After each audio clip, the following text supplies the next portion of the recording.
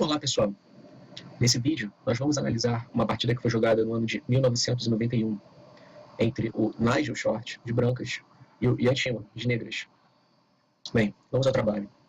As brancas começam com E4, as negras respondem com cavalo F6, jogando a defesa Alekhine. As brancas continuam com peão E5, ganhando espaço e atacando o cavalo negro. Cavalo D5, peão D4, consolidando o centro. Peão D6, exercendo pressão contra o centro branco. Cavalo F3, desenvolvendo uma peça. Peão G6, liberando a casa G7 do bispo negro se desenvolver. Bispo C4, desenvolvendo uma peça e atacando o cavalo de D5. Cavalo B6, atacando o bispo. E bispo B3. Bem, nessa posição, eu quero que vocês analisem o que as brancas devem jogar caso as negras joguem bispo G4, travando o cavalo. Pausem o vídeo e calculem. Retomando. Caso as negras joguem bispo G4, as brancas devem responder com bispo toma F7. Cheque. Rei toma. Bispo, seguido de cavalo G5 cheque. E as brancas atacam o rei negro e simultaneamente o bispo de G4. Rei, por exemplo, E8 e dama toma G4.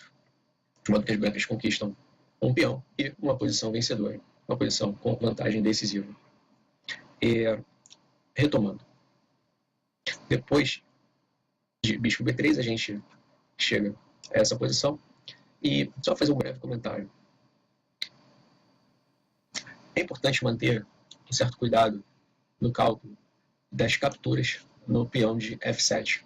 É muito comum que, em posições desse tipo, em que você tem uma peça alcançando o peão de F7, você tem a possibilidade de fazer algum tipo de sacrifício para conquistar a iniciativa, expor o rei adversário, ou eventualmente até ganhar material ou aplicar checkmate. Então, é o tipo de movimento que sempre precisa ser considerado. Você olhar para a posição e calcular o que exatamente acontece caso haja essa captura. Bem, vamos seguir. Bispo G7, exercendo pressão contra o centro. As brancas continuam com dama E2.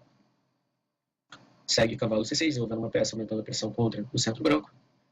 As brancas rocam e agora as negras também rocam. E nessa posição, as negras já podem jogar o bispo para G4, cravando o cavalo. Porque aqui, o sacrifício, a captura, em F7 não funciona mais. As negras elas podem simplesmente retomar de torre e as brancas não vão ter o cheque de cavalo para capturar com a dama em seguida em G4. E por esse motivo, as brancas jogam peão H3, impedindo que o bispo negro faça essa cravada. Peão H5, peão A5, ameaçando atacar o bispo com H4, com A4. As brancas respondem A4, segue peão toma peão, cavalo D4, um garfo triplo, atacando o bispo, a dama e o cavalo. As brancas respondem com cavalo por cavalo, dama por cavalo. Dois ataques agora contra o peão de E5, a dama e o bispo. As brancas respondem com torre E1, colocando mais uma defesa na proteção do peão. As negras seguem com E6.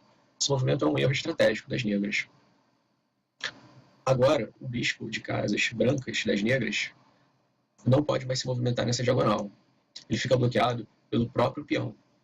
E, além disso, esse bispo de casas brancas tem dificuldade de jogar por B7.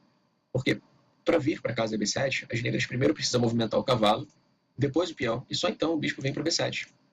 Ou seja, as negras precisam realizar vários movimentos para conseguir colocar esse bispo em jogo.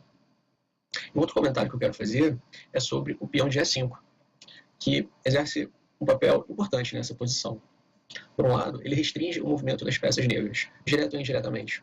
Então, o bispo de G7, apesar de estar colocado numa grande diagonal, ele tem um alcance bastante reduzido, em razão do peão branco em E5. Além disso, esse mesmo peão impede o avanço do peão negro de E6. E com isso, bloqueia o movimento do bispo de C8.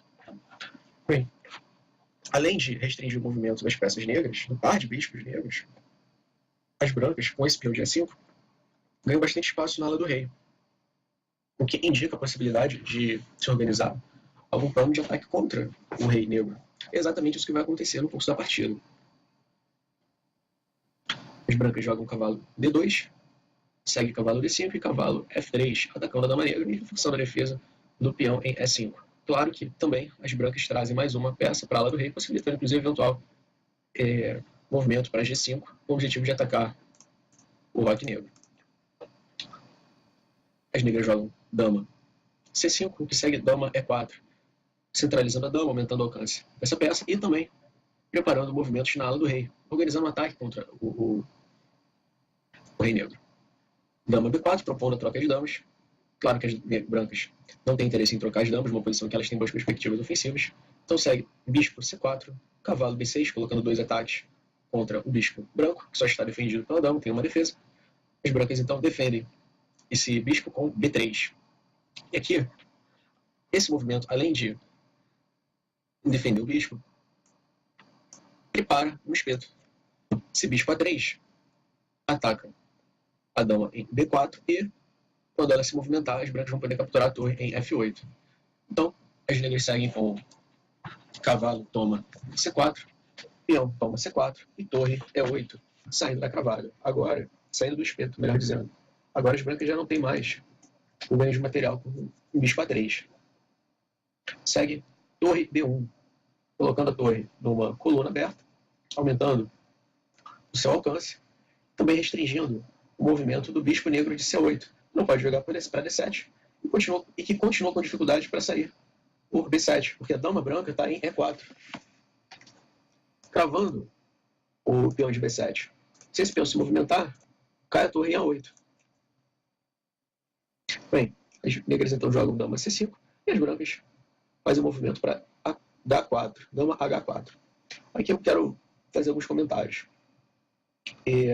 Observem que as brancas, nesse momento, até esse momento, já movimentaram 3 peças. Uma torre, um cavalo e a dama. As negras também. Uma torre, um bispo e a dama. Só que tem uma diferença grande na coordenação entre essas peças. Observe que a torre e a dama branca já estão se organizando para o eventual ataque na última fileira. A torre branca está numa coluna aberta. O cavalo branco, por sua vez, também pode ser coordenado com a dama para realizar eventual ataque em H7 ou até mesmo em F7. Ou seja, as brancas têm boas possibilidades de organizar um ataque com as suas peças, ao contrário das negras. Olha a diferença. A torre negra está colocada atrás de um peão branco, de um peão negro, que não pode se movimentar em razão do peão branco. O bispo negro de F7 tem seus movimentos bastante restringidos em razão da posição das peças brancas, em especial em razão do peão de E4. Então, a gente está numa situação em que as brancas têm mais espaço e têm mais coordenação nessa posição. No que segue B6, bispo E3, atacando a dama em C5, dama C7. Nessa posição, é interessante a gente observar a restrição dos movimentos da dama negra. Ela só tem uma casa para se movimentar, que é B7.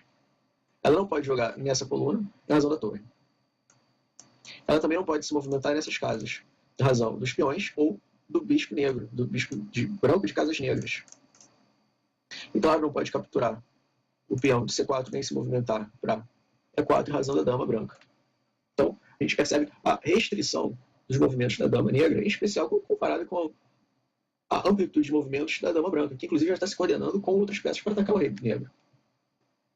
O que segue bispo H6. O objetivo desse movimento é muito claro.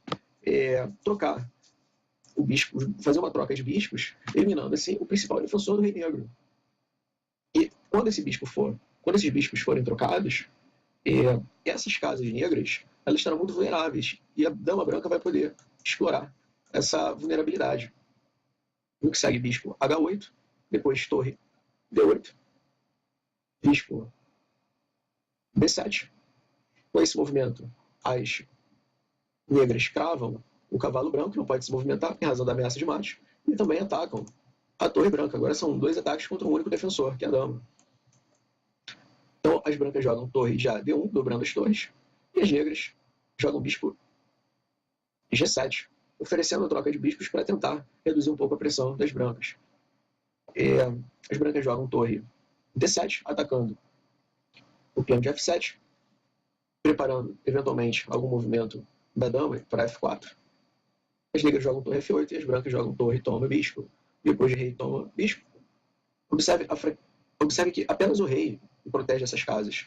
E elas são vulneráveis à penetração da dama branca. Vai ser exatamente isso que vai acontecer. Torre D4, preparando o movimento na ala do rei para organizar um ataque direto contra o rei negro. Torre já E8, dama cheque, rei desce. E olha como essas casas estão vulneráveis. Nessa posição, as brancas têm um sonho, que é colocar um peão em H6, ou alguma peça em H6 que possa apoiar o movimento da dama para G7 e dar checkmate no rei negro. Então elas jogam peão H4. O objetivo aqui é óbvio, avançar e dar mate. Claro que as negras vão se defender, jogam H5. E nessa posição, o Nigel Short executou um plano espetacular, que em pouquíssimas posições pode ser realizado sem nenhum tipo de problema. Aqui, a gente percebe que a posição das negras está bastante restringida. Os movimentos das peças negras são muito limitados e elas não têm alvos na posição branca. Ao contrário das brancas, que conseguem se movimentar, conseguiram imobilizar as peças negras, mas a gente percebe que elas precisam fazer alguma coisa para conseguir invadir a posição negra, em especial aqui na ala do rei. Pois bem, as brancas jogam rei H2. As negras respondem com torre C8, no que segue rei G3. As negras jogam torre E8. As brancas continuam com rei F4, e depois bispo C8, rei G5. E as negras abandonam. A gente observa que a única peça branca que não participou, que não estava participando do ataque, era o rei. E que, justamente com o apoio do rei, é que as brancas organizaram um ataque direto para aplicar checkmate nas negras. E aqui nessa posição, as negras já não têm mais o que fazer. Elas poderiam tentar jogar rei H7, mas nós teríamos a continuação dama toma G6, cheque. Esse peão está cravado por causa da torre, então não pode capturar a dama. Segue rei G8, rei H8, dama H6, cheque, rei G8, depois rei F6. As negras não têm como defender o mate em F7. Bem, então a gente encerra o vídeo e esperamos aí suas críticas, seus comentários. Um abraço a todos.